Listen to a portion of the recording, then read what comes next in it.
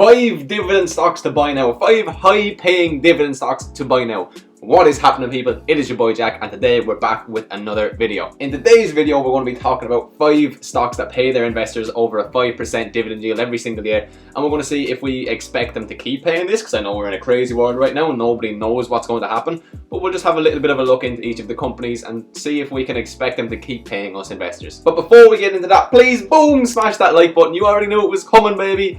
Drop me a comment, let me know what stocks you're looking at. I'm always interested to hear, and subscribe and hit that bell button to never miss a future video, baby. But anyway, let's get straight into the juicy stuff and the first stock now. So we're going to start off with the company that actually has the lowest dividend we're going to speak about in this video, which is still a massive 5.2%, and we're going to work our way up throughout the 5 companies. So the first one we're having a look at is Genuine Parts Company. Most of you have probably heard of these. So the first thing we're going to do with all of these companies is we're going to have a look at their dividend safety, which is 72, their dividend yield, which is 5.2%, and how long they've been paying and growing their dividend, which is 63 years. Just a light 63 years of paying and growing their dividend. Nothing crazy. So if you don't know who this company is or what they do, they're one of the largest replacement part makers in the automotive, industrial and office equipment industry. So basically they make replacement parts.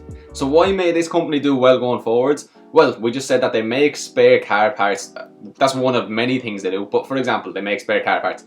If people don't have very much money, are they going to be going out and spending loads of money on new cars? No. Are they still going to need a car to get around? Yes. So if anything goes wrong, they're going to have to go buy spare parts, because they can't just go buy a new car because people won't have that kind of money lying around. It's a very cyclical business. So basically, depending on what's going on in the world, this stock can go up or down quite a lot. Like a lot of stocks, it's just called cyclical. But we can say they have that dividend growth streak of 63 years, which is mental. A question we're going to ask about every single stock today is, can they keep paying their dividend? Right, so the first thing we want to look at is their streak, and their streak is over 63 years. They grew it during the Great Recession. Straight away, it looks like a yes. It looks like they definitely will be able to keep paying their dividend. But there's more things we have to look at. In the past year, they paid out 54% of earnings as a dividend. That's a reasonably safe payout ratio, so that's a good first sign. Their debt levels look okay for now, so that means they may not have room to get more debt if needed, which can be a little bit scary going into a time like we're going into now. They've paid uninterrupted dividends for more than 50 years. I don't know why it says 25. They've generated positive free cash flow in each of the last 10 years. They raised their payout each year through the recession, and they dropped 46% during the recession, whereas the market as a whole, the S&P 500, dropped 55%. So it looks quite good. Now we're going to have a quick look at their price to earnings ratio, which is 10.4, and its 5-year average is 18. In other words, the stock looks cheap compared to how the market has valued it in recent years.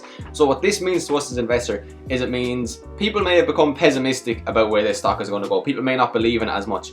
Now, is that the case? More than likely not. More than likely it's because everybody's selling because of the virus that's going around. It's happening with nearly every single stock in this world. Did the company's outlook change, or what they do change?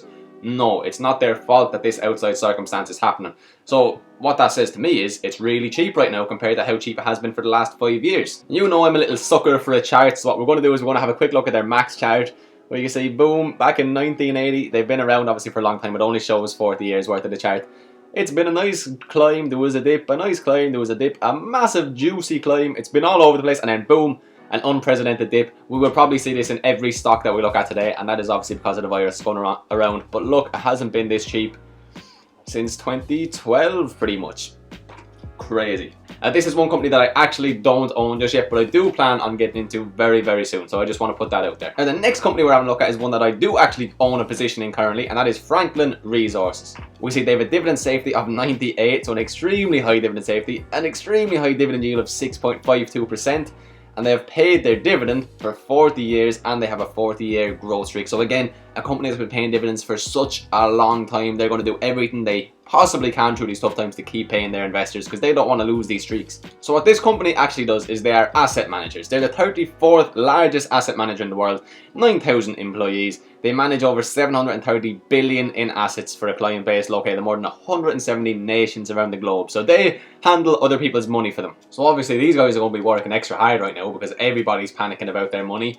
But long term, people need asset managers. When people are making money, they need people to make their money, make them more money. Try to say that 3 times fast, baby. When people are making money, they need people to make their money, make them more money. When people are making money, they need people to make their money, make them more money. When people are making money, they need people to make their money, make them more money. Anyway, they have such a high dividend safety score, so will they be able to keep paying it out? You would very much hope so for this company's sake. Now, they have more cash on hand than debt, which is a good sign for the dividend, obviously.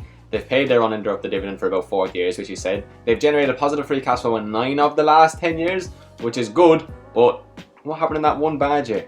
Now, they raised its payout each year throughout the recession, which again is great for us considering they were down 32.5% in revenue. And they lost 71% during the Great Recession, and the market as a whole only lost 55%. So they did about 16% worse than the broader market during the recession. So again, do with that information what you will. Obviously, it doesn't look like the absolute safest company in the entire universe just from those few statements, but there's always more to it. I believe in the short term, obviously, this is a really scary company to invest in. But in the long term, as I said earlier, people are always going to need people to manage their money. And again, they actually have a forward PE ratio of 7.3, which is really low, which shows that this stock is probably really cheap. Now, this is an odd looking chart, okay? And we spoke about how cycles work in certain different industries, and asset managers are definitely no exception. So we can see again, we get to go back all the way to pretty much 1980 when they were 10 cents a share. And it has been up and down. It's been an absolutely crazy ride, but ultimately it does seem to always want to go a little bit higher. Right now we're sitting down at 16.56. There was a stage, 2014, we were approaching $60. It hasn't been this cheap, Jesus, since the Great Recession. So just take with that information as you will. Look how much higher it got once the recession was done. Yes, it dropped an awful lot, but look how much higher we got. So again, if you don't have a very high risk tolerance, this is not a company for you. They will go up and they will go down, probably more than the average company in the market. You know what I mean? They're cyclical, they get hit hard, but they also grow hard. The next company we're having a quick look at is Wells Fargo with a dividend safety of 79 and a dividend yield of just over 7%. We're getting into the nice, juicy dividend yields now. So they're a bank, they're the 4th largest bank in the US measured by assets. They're widely diversified. They ended 2018 with 1.3 trillion with a T in total deposits, and 90 different business lines collectively generated over 86 billion. So they do all of the normal things that you would expect the bank to do. They have community banking, wholesale banking, and they have wealth and investment management. So they're slightly diversified. As far as banks goes, they're doing well. Oh, and I forgot to show this. They only have a dividend growth streak of 9 years. They got hit during the recession and they had to cut their dividends. So that is a telltale sign that that may well happen now as well. But who knows? It may not. We can't tell. History doesn't always repeat itself. But what's nice to see is how quickly it recovered after the recession. You know what I mean? It's at all-time highs. They grow nice and fast. When they are paying a dividend, it's good and it's aggressive, which we like to see. Last year, a 17% growth. That's incredible. Now, banks are a scary place to invest in, especially in the short term. Similar to the asset managers, they can get hit extremely hard. And we can see that here. They returned a loss of 71%. So again, just like Ben, compared to the S&P 500 or the broader market, we lost an extra 16%. So again, if you don't have a high risk tolerance, banks aren't for you. They most recently did record total assets of 1.9 trillion though, which is a substantial amount. And yet again, we can see they have a forward PE ratio of 7.4, which is well below its 5-year average of 12, which means it is cheap, which means there's pessimism. I don't need to keep repeating myself. You get what it means now. And again, it's not their fault. It's the fault of this virus. This again is a company that I am currently invested in, so I like seeing their charts. And I like the fact they opened a little bit high today. That's always nice to see. But anyway, we can see some gradual growth, and then boom, recession hits. They got hit really, really hard during the recession. And then boom, we rebounded far, far, far higher than ever before. They peaked out nearly $65, and now we're sitting at just shy of $30 a share. So again, the last time we saw a dip like this was during the recession. You know what I mean? It wasn't even this big of a dip. Now again, this could be one of those ones that could be scary, especially if you don't have a long-term outlook in the stock market. If you're wanting to get out of the market in a year or 2 years, this may well not be a good pick for you. But for me, I'm very happy with owning this company, and in the long run, I definitely believe in it. So guys, now we're having a look at a nice little one. We're looking at AT&T, the telecommunication service primarily in the US, or maybe only in the US, I'm not 100% sure. They have a dividend safety of 65, a dividend yield of 7.4%, and if we scroll down, they have a dividend growth streak of 36 years, which is really nice. It's definitely one of those safer companies. I don't think it takes too much explanation. It's a phone company primarily. They're in communications. 77% of revenue, 79% of income, provides wireless and wireline phone and internet services to consumers and businesses. That's how simple it is. Now, can they keep paying their dividend? Let's have a look. So their debt levels appear to be in decent shape. That's nice. We know they've paid their dividends for a good while, 36 years. They've generated a positive free cash flow in each of the last 10 years. That's always a really nice thing to see. Their sales were stable during the crisis, as demonstrated by their 0.9% dip, which is juicy. Now their stocks did drop 45%, but again, that beat the market. And that is what makes one of these a really exciting stock, because not only does it have an incredible dividend yield that they should be able to continue paying regardless of what happens next, but they also outperformed the market during the recession. And again, this is a company I already do hold a position in and I want to buy more in. This is one of, I think, the most exciting companies I own. Not as a business, because all I do is phones and communications and things along those lines, but I just think that their statistics are just incredible, and for a company like this to pay a dividend that's so high, I just think it's like stealing. And they have recorded total assets of 550 billion, which again, they're going to be able to pay us our dividend. And again, it's another company. They have a forward PE ratio of 7.0, which is below its 5-year average of 12, and the communication sector average of 17.7. And again, that means they may have become pessimistic about their prospect. It's not their fault. It's the market's fault. It's the people who are pessimistic or who need the money, who are selling their stocks now, are giving us this opportunity to buy this so cheap. It's crazy, guys. It's so cheap. A 7.8 forward PE ratio is crazy. This is probably my favorite stock from any of the ones that we'll go through today. I just think it's an amazing stock, and I don't think it's going anywhere. It's massive. It's leading communications in the US. Now we're just having a look at their max chart again. We can see they're up 2.6% so far, baby. Woohoo! Happy days. But anyway, I'm not sure what the story is here. If it opened at 60 and dropped all the way up to 5, that's pretty sad. But I'm just going to take this as the start. So $5, boom, nice gradual increase, massive increase, and boom, there was a big dip, increase, and it's just been somewhat steady, and now big dip. So again, it looks a little bit scary. It's all over the place, but in the long term, do I believe in them? Yes. Do I believe in 10, 20 years this chart will be higher? Yes. Again, what's important to remember is even when these are steady and there's only a small amount of growth, you are getting a 7.4% dividend yield every year. So of your investment, no matter what happens in the market, you're getting 7.4% back just for owning the company. That's crazy, man. Now, the final company and the scariest company, Chevron Corp. And let's just see, they're in integrated oil and gas. You probably all already know why that is scary right now. They have a current dividend yield of 7.75%, which is beautiful. Yesterday, they grew 22.7%. And again, this is a company I am in right now. So it's scary, but it's nice to see that little bounce up. And let's just see, dividend growth streak of 32 years, baby, which is beautiful. And one more thing before we even get into the company. It says its focus is on protecting the dividend. How good is that for an investor like us? They are doing everything they can to protect and grow this dividend that is already a disgusting 7.75%.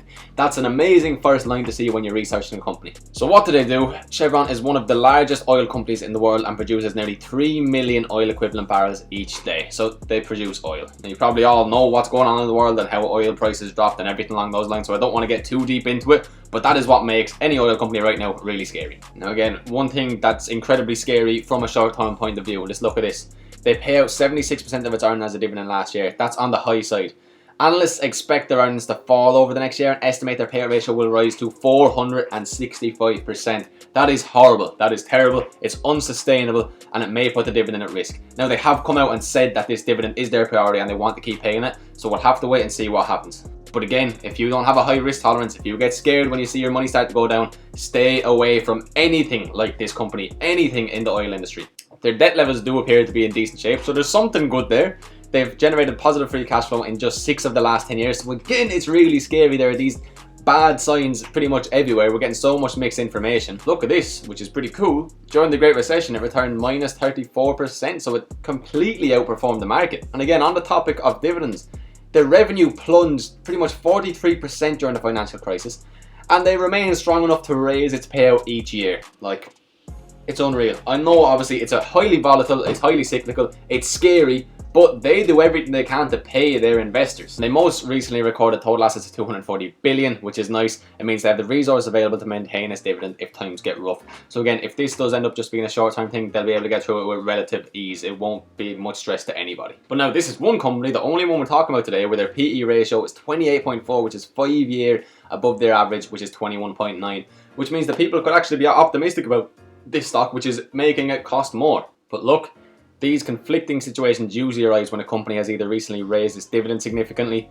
Let's just look at the 5-year average and boom, look at that massive spike. So that is a massive part of why it's happened. And boom, they went up another 6.43%. Thank you, boys. Let's just have a look at their max chart, as we always like to do, baby. And we can see it's been gradual. Again, it's very cyclical, so we see big ups, big downs, big ups, big downs, big ups, massive down all over the place. Considering they were at pretty much what, 120 odd dollars. They were up above 120, approaching $125, and now we're down just over 70. Yeah, we haven't been this low in pretty much 10 years, which is something. Oil is one that people don't like to speak about too much lately because it is really scary. They are scary, especially short term, and especially if you don't have that risk tolerance, they're scary. But from a long term point of view, I still think it's an amazing investment, and that dividend yield just makes it that little bit juicier. So guys, hopefully you enjoyed that and you were able to take something from it. I love these videos where we talk about specific stocks, and I really love when you guys comment below the stocks that you're looking at. I'm always on the lookout for juicy deals. You guys need to help me find them. I can't do it myself. Please do just smash that like button yet again though if you haven't just yet. Subscribe and hit that bell button so you never miss a video. And until the next one guys, peace.